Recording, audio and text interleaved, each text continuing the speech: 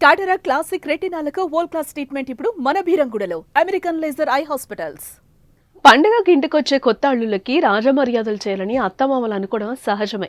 తెలంగాణకు చెందిన ఓ దంపతులు కూడా సరిగ్గా అలాగే అనుకున్నారు. దసరాకి ఇంటికొచ్చిన అల్లుడికి ఏకంగా 101 వంటకాలతో పసందైన భోజనం వడ్డించాలని అనుకున్నారు. ఈ క్రమంలో జరిగిన చిన్న ట్విస్ట్ కారణంగా అల్లుడికి వారు తులం బంగారం కూడా ఇచ్చుకోవాల్సి వచ్చింది. అద్భుతమైన ఆతిథ్యంతో పాటు బంగారం కూడా దక్కడంతో ఆ అల్లుడి ఆనందానికి అంతే లేకుండా పోయింది. వనపర్తి జిల్లా కొత్తకోట పురపాలికలో ఈ ఘటన జరిగింది. వనపర్తి జిల్లా కొత్తకోట పురపాలికకు చెందిన గుంతా సురేష్ సహనల కుమార్తె సింధు వివాహం తిరుపతిలో జరిగింది.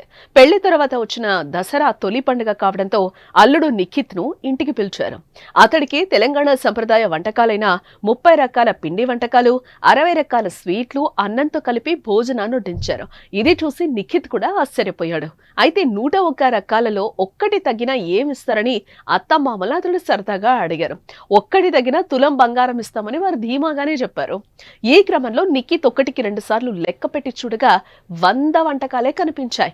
దీంతో అత్తమామలు అన్నమాట ప్రకారం తులం బంగారం అల్లుడికి ఇచ్చారు. దీంతో జీవితంలో ఎన్నడూ మర్చిపోలేని ఆతిథ్యంతో పాటు ఇలా తులం బంగారం కూడా దక్కడంతో నిఖిత్ తెగ సంబరపడ్డాడు. తన జీవితంలో అత్తమామల ఆతిథ్యం మర్చిపోలేనంటూ నిఖిత్ హర్షం వ్యక్తం చేస్తున్నాడు. ప్రస్తుతం ఈ వీడియో సోషల్ మీడియాలో వైరల్ గా మారింది. నేను దసరా పండుగ సందర్భంగా మా అత్తగారిలో అయిన కొత్తకోటకు వచ్చినాను. అయితే ఈ దసరా పండుగ విశేషంగా నాకు 101 రకాల వంటలతో భోజనం వడ్డించారు. నేను చాలా సంతోషంగా ఫీల్ అయ్యాను. తెలంగాణలో దసరా పండుగకు ఒక ప్రత్యేకమైన పర్వదినం. దీనికి గాను మా కూతుర్ని, మా అల్లుడిని మా ఇంటికి తీసుకొని వచ్చి ఒక విందు ఏర్పాటు చేయాలనుకున్నాము. దీనికి గాను 60 రకాల స్వీట్లు, 30 రకాల పిండి వంటలు, 10 రకాల రైస్ ఐటమ్స్ చేయడం జరిగింది.